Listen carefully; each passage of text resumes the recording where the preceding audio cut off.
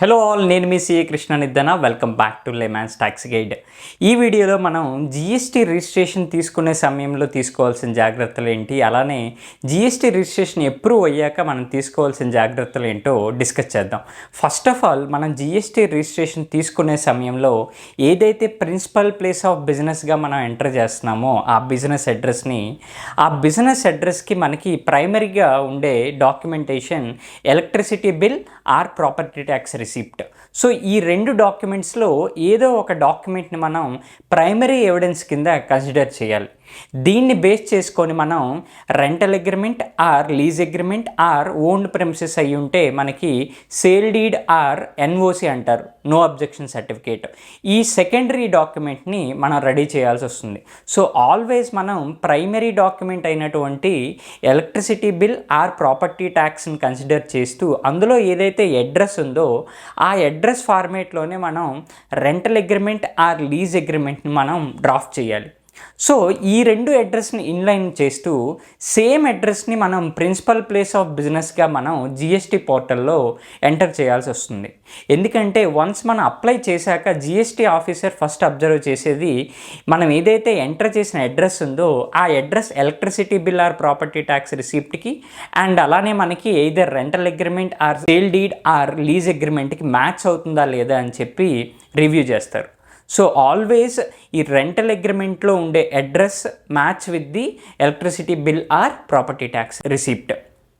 అదే అడ్రస్ మనకి జిఎస్టీ పోర్టల్లో కూడా మనం ఎంటర్ చేయాలి. అలానే ఈ electricity bill or property tax receipt అనేవి లేటెస్ట్ 2 months డాక్యుమెంట్స్ అయి ఉండాలి. ఫర్ ఎగ్జాంపుల్ మన అక్టోబర్ మంత్లో మనం జిఎస్టీ రిజిస్ట్రేషన్కి అప్లై చేస్తున్నట్లయితే లేటెస్ట్గా ఉండేటువంటి September or August month documents అనేవి మనకి యూస్ఫుల్ అవుతాయి. అండ్ దీంతోపాటు for example additional place of businesses ఏమైనా ఉన్నట్లయితే లైక్ గోడౌన్ కానీ ఆర్ఎల్స్ వేర్ హౌసెస్ కానీ ఆర్ఎల్స్ ఎనీ అదర్ బ్రాంచెస్ కానీ ఉన్నట్లయితే ఆ ప్లేసెస్కి సంబంధించి సేమ్ మనకి electricity bill or property tax receipt again rental agreement or lease agreements అనేవి ఎంటర్ చేస్తూ ఆ ఎడిషనల్ ప్లేస్ ఆఫ్ బిజినెస్ని కూడా మనం జిఎస్టీ పోర్టల్లో ఎంటర్ చేయాల్సి వస్తుంది. దీంతో పాటుగా మనం కంపెనీ ఆర్ పార్ట్నర్షిప్ ఫామ్ అయినట్లయితే ఈ కంపెనీలో ఉండేటువంటి డైరెక్టర్స్ డీటెయిల్స్ అలానే మనకి పార్ట్నర్షిప్ ఫామ్లో ఉండేటువంటి total number of partners details మనం ఎంటర్ చేయాలి. వాళ్ళ details like mobile number, mail ID and వాళ్ళ రెసిడెన్షియల్ అడ్రస్ అలానే వాళ్ళ ఫొటోస్ మనం అప్లోడ్ చేయాల్సి ఉంటుంది. సో ప్రతి ఒక్క డైరెక్టర్ అలానే ప్రతి ఒక్క పార్ట్నర్ డీటెయిల్స్ అనేవి మనం అప్లోడ్ చేయాలి. దీంతో పాటుగా ఈ టోటల్ నెంబర్ ఆఫ్ డైరెక్టర్స్ ఆ టోటల్ నెంబర్ ఆఫ్ పార్ట్నర్స్ నుంచి ఎవరో ఒకరిని మనం ప్రైమరీ ఆథరైజ్డ్ సిగ్నేటరీ కింద మనం అపాయింట్ చేయాల్సి వస్తుంది. అంటే దాని అర్థం ఏంటంటే ఇందులో ఎవరో ఒకరు ఫ్యూచర్లో వచ్చేటువంటి GST communications or GST responsibility అనేది ప్రైమరీగా ఈ ప్రైమరీ ఆథరైజ్డ్ సిగ్నేటరీకి మీకు షేర్ చేయబడతాయి.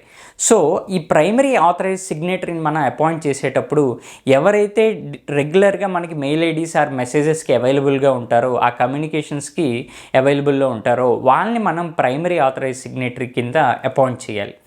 ఈ ప్రైమరీ ఆథరైజ్డ్ సిగ్నేటరీకి సంబంధించి కంపెనీ అయినట్లయితే బోర్డ్ రెజల్యూషన్ మనం అప్లోడ్ చేయాలి. ఇన్ కేస్ పార్ట్నర్షిప్ ఫామ్ అయినట్లయితే మనం letter of authorisation or primary authorise signatory approval అనేది ఒక డాక్యుమెంట్ని అప్లోడ్ చేయాల్సి వస్తుంది. సో ఇందులో మనకి ప్రతి ఒక్క డైరెక్టర్ అలానే ప్రతి ఒక్క పార్ట్నర్ సైన్ చేసి ఆ కంపెనీ ఆర్ ఫర్మ్ యొక్క స్టాంప్ని మనం డాక్యుమెంట్పై ప్రింట్ చేయాల్సి ఉంటుంది.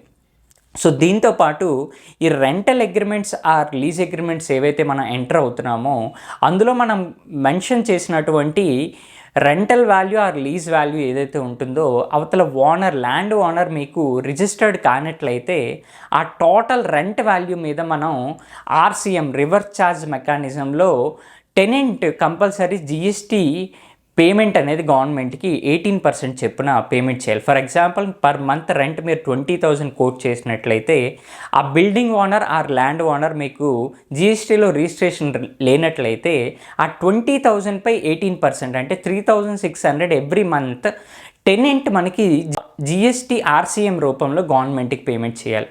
అలానే ఈ rental agreement or lease agreements అనేవి ప్రతి పేజ్పై ల్యాండ్ ఓనర్ టెనెంట్ ప్రతి ఒక్కరు సైన్ చేస్తూ పీపుల్ విట్నెస్గా సైన్ చేయాల్సి ఉంటుంది.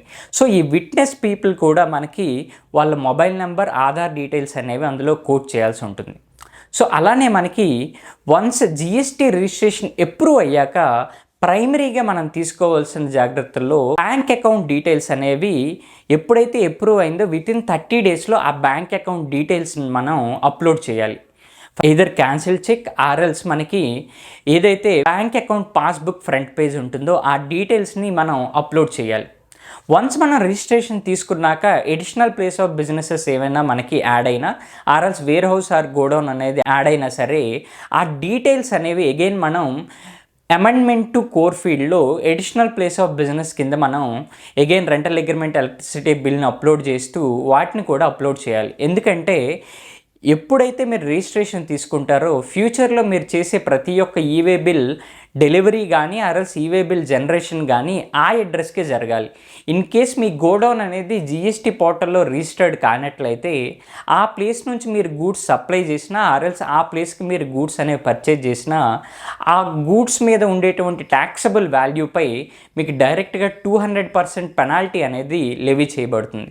సో ఆల్వేస్ మనకు ఉండే ఎన్ని ప్లేస్ ఆఫ్ బిజినెసెస్ ఉన్నాయో ప్రతి ఒక్క ప్లేస్ ఆఫ్ బిజినెస్ని మనం జిఎస్టీ పోర్టల్లో అప్లోడ్ చేయాలి. అలానే మనం బిజినెస్ జిఎస్టీ రిజిస్ట్రేషన్ వచ్చిన తర్వాత మనం బిజినెస్ ఎటువంటి ట్రాన్సాక్షన్ జరగట్లేదని జిఎస్టీ రిటర్న్స్ చాలామంది ఫైల్ చేయరు. బట్ ఈవెన్ దో మీరు బిజినెస్ ట్రాన్సాక్షన్స్ చేయకపోయినా సరే మీకు జిఎస్టీ రిజిస్ట్రేషన్ ఉన్నట్లయితే ఎవ్రీ మంత్ మీరు జిఎస్టీ రిటర్న్స్ అనేవి ఫైల్ చేయాలి నిల్ రిటర్న్స్ రూపంలో. ఇన్ కేస్ మీరు అలా నిల్ రిటర్న్స్ కూడా ఫైల్ చేయనట్లయితే పర్ డే మీకు 20 రూపీస్ లేట్ ఫీజ్ అనేది లెవీ చేయబడుతుంది. అలానే మీరు జిఎస్టీ రిజిస్ట్రేషన్ తీసుకున్న తర్వాత 6 మంత్స్ వరకు ఎటువంటి ట్రాన్సాక్షన్ చేయనట్లయితే ఆ 6 మంత్స్ మీరు నిల్ ట్రాన్సాక్షన్స్ రిఫ్లెక్ట్ చేసినట్లయితే జిఎస్టీ ఆఫీసర్ మీ జిఎస్టీ రిజిస్ట్రేషన్ని క్యాన్సిల్ చేసే ఛాన్సెస్ కూడా ఉన్నాయి.